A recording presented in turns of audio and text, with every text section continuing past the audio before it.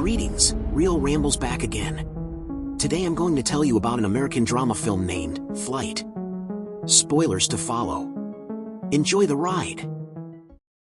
The movie starts in a hotel room where pilot Whitaker wakes up with one of his flight attendants, Katerina Marquez.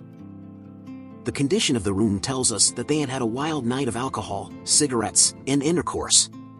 Whip's ex-wife calls him to talk about their son, but Whip dismisses her, saying that they can talk later. Katerina gets ready and leaves for the airport for their next flight while Whip is still hungover. He snorts a line of cocaine to wake himself up and gets ready. Whip then gets to the airport and into the flight. He is welcomed by Katerina and another flight attendant named Margaret Thomason. He meets his co-pilot Ken Evans. As the two prepare for the flight, Whip asks Margaret for an aspirin, claiming he hasn't slept in 2 days. Somewhere else, a drug addict prostitute named Nicole comes out of a hotel room after a night with her client. She goes directly to her dealer's place and asks him for drugs. He offers her to be in an adult movie for money, but she declines. She buys a small quantity of heroin from him. The dealer warns her to be careful with the drug because it hasn't been cut. Back in the flight, Whip and Ken take off despite the bad weather. They ascend a little aggressively. Ken seems to notice Whip's weird behavior, but doesn't say anything. Whip asks to fly the plane himself, instead of keeping it on autopilot. The turbulence gets worse as they reach a higher altitude. Whip then levels off the original route to avoid an area of smooth air. He pushes the plane higher and faster in an attempt to make it reach a higher altitude. Ken is nervous about the decision, but Whip assures him that he knows what he is doing. Ken reports to flight control that they are diverting from their original path because of the weather. Whip takes the plane to a safer level and stabilizes it. The turbulence finally stops, and the passengers applaud in appreciation of the pilots. Meanwhile, Nicole reaches her home and sees her perverted landlord inside. He is there to ask her for the due rent. She forcefully sends him outside to wait until she showers. But instead, she brings out the drug and injects herself with it. As she feels its effects, the landlord yells at her to open the door. At the same time, Whip comes out of the cockpit to apologize to the passengers for the aggressive takeoff. While announcing, he pours 3 mini vodka bottles into an orange juice and drinks it. Sometime later, Margaret walks into the cockpit to see the plane on autopilot and Whip sleeping peacefully. The mission control informs Ken that the plane is ready to descend. As he presses a few keys, aggressive turbulence pushes the plane forward, waking Whip up. The passengers start to panic. Margaret asks everyone to fasten their seatbelts quickly. Ken and Whip try to control the plane, but the steering mechanisms don't seem to work. Now, they are going on a straight dive without control. They inform the mission control about the hydraulics not working, but receive no useful feedback. Whip stays calm and asks Ken to ditch the plane's fuel. He also tries several different emergency maneuvers to bring the plane back under control, but is unsuccessful. Whip calls Margaret into the cockpit to help him pull down a lever. She straps herself in place and helps the pilot, but the plane doesn't stabilize. A forceful jerk makes one of the stewardesses hit her head and falls unconscious. As the plane is about to hit the land, Whip thinks of an idea. He asks Ken to retract the flaps and the gears because they are going to roll down. Then, he asks Margaret to say "I love you" to her son, because the black box is recording. He knows that saving the plane is not possible now. Whip gets a little control of the steering and rolls the plane upside down to make it go at a lower speed and buy them some time to find a safer landing spot. The stewardess who fell earlier rolls around and falls to the ceiling. The passengers are in a panic when one little boy mistakenly unstraps himself. Katerina goes to help him and fastens his seatbelt. Below, Nicole's landlord and a paramedic rescue her as she has overdosed. They too see the upside-down plane flying in the sky. Back in the plane, Whip keeps himself composed, but Ken starts to panic. Both of the engines fail at the same time. Whip turns the airplane over again, ready to crash land. They slowly descend to a field, and one wing hits a church's tower, shearing it off. The plane then slams onto the field. Whip's head bangs against the steering yoke, and he knocks out. We see Katerina's body lying limp on the ground as Margaret cries in the background. The paramedics arrive and rescue the passengers and crew members. The plane is broken in half. Whip wakes up on a hospital bed and sees his friend and a pilots union representative, Charlie Anderson, in his room. Charlie praises him for saving a lot of lives. As it turns out, only 6 out of the 102 people on the plane died, including Katerina, another stewardess, and 4 passengers. His co-pilot is in a coma. Whip has incredibly managed to save a lot of people, considering the situation they were in.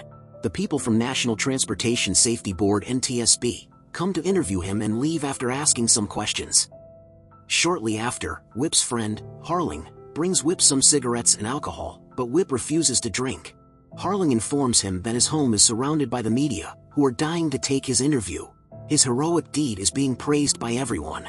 Whip asks Harling to bring his clothes and belongings to the hospital because he is getting discharged the following day. Later, Whip goes to the hospital's staircase to smoke and comes across Nicole, the prostitute who had previously overdosed. A talkative cancer patient joins the two. The three smoke while talking about several things. The patient believes that there's no way to stop things from happening, like him getting cancer and Whip landing the plane. The three of them meeting there was also inevitable. After he leaves, Whip asks for Nicole's address and promises to visit one day. After being discharged, Harling takes Whip to his family home on a farm because his home is surrounded by reporters. When he gets to the farmhouse, he pours all the alcohol in the house down the drain. He has made his decision to get sober. Later, Whip gets a call from Charlie, who invites him to meet a lawyer named Hugh Lang. He goes to meet them and gets to know that the NTSB has found out about him being intoxicated before the flight. Since someone has to compensate for the deaths of the passengers, they are likely to blame Whip for being intoxicated, which can result in life imprisonment. Whip doesn't take this information well and goes to the bar and starts to drink again. He buys a bulk of alcohol on his way back and stops by Nicole's place. Her landlord is forcefully trying to get money from her. Whip gets there just in time to get him off her. He offers the man some money and brings Nicole to his farmhouse after realizing she has nowhere to go. That night, the two end up having sex. Over the next few days, Whip continues to avoid the press, but soon realizes that his reputation could be plagued by the others who were around him. At Katerina's funeral, he meets Margaret, who claims she could tell that Whip was drunk when she encountered him that morning. Whip then starts to get personal, claiming that if not for him, she could have ended up dead as well. Whip then visits Ken at the hospital. Ken explains he hasn't told the NTSB, who have been investigating the crash, about his suspicions on Whip's condition at the time. Ken knows what Margaret does. Whip was hung over in the cockpit and that he may have been drunk when the accident occurred. Even though he may never walk again, Ken and his wife believe that his survival was a miracle. The couple is strictly religious and insists that Whip pray with them, which he does reluctantly. Meanwhile, Nicole has been turning her life around, getting a job at a grocery store and has been attending self-help meetings to sober up from drug addiction. She takes Whip with her to one of the meetings, but an uninterested Whip leaves midway. Shortly afterward, Nicole finds Whip working on the Cessna in his father's garage. Whip tries to persuade Nicole to fly to Jamaica with him. She stops him and claims that he needs rehab, which angers Whip. The two get into an argument, and Nicole storms off into the house. The following morning, Nicole leaves him a note and flees from the farmhouse with her luggage. Saddened by her departure, Whip starts to drink even more.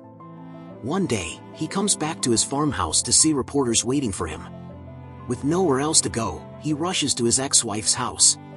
However, since he is drunk, his family doesn't want him there. Whip gets into an argument with his son and is kicked out of the house. Outside, the media surround him. He manages to get away after giving vague answers to their questions. Charlie is outraged by Whip's alcoholism. They are trying to prove that he wasn't intoxicated on the flight, but he is making it harder by drinking every day. For the next 8 days, Whip stays with Charlie. Hugh has managed to have Whip's alcohol test thrown out on a technicality, but they still need to have Whip tell his side of the story to Ellen Block, the investigator for the NTSB. The evening before the hearing, Whip is brought to his hotel room. Nervousness gets the best of him that night. He cannot sleep or go through the documents that Hugh has prepared for him. When he looks at the room's mini-fridge, he finds all kinds of alcohol have been removed. However, he discovers a door that leads him to the next room. The mini-fridge inside that room is fully stocked with alcohol. Whip tries to control himself but is unsuccessful. The following day is the day of the hearing. Charlie and Hugh knock on his door. When Whip doesn't open it, they walk inside using an extra set of keys. They are shocked to find the room trashed and bottles of alcohol scattered everywhere. Whip is in the bathroom, completely drunk and out of his mind. He asks Charlie to call Harling and bring him some cocaine.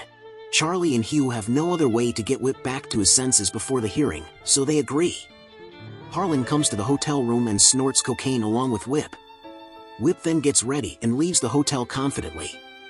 At the hearing, Block doesn't suspect Whip at all.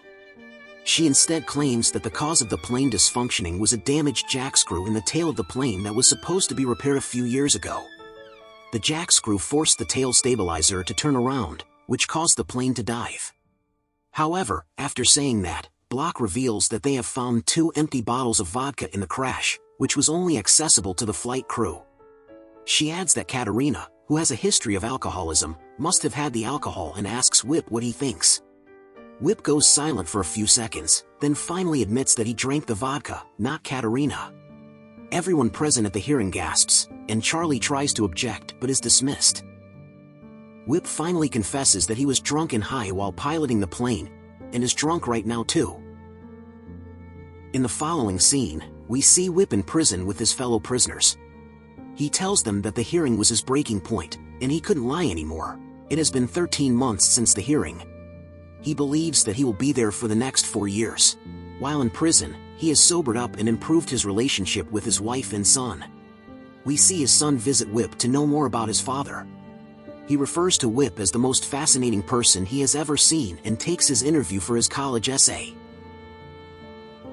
Subscribe for more videos like this, turn on notifications, and leave a like to help the channel out. Thank you for watching.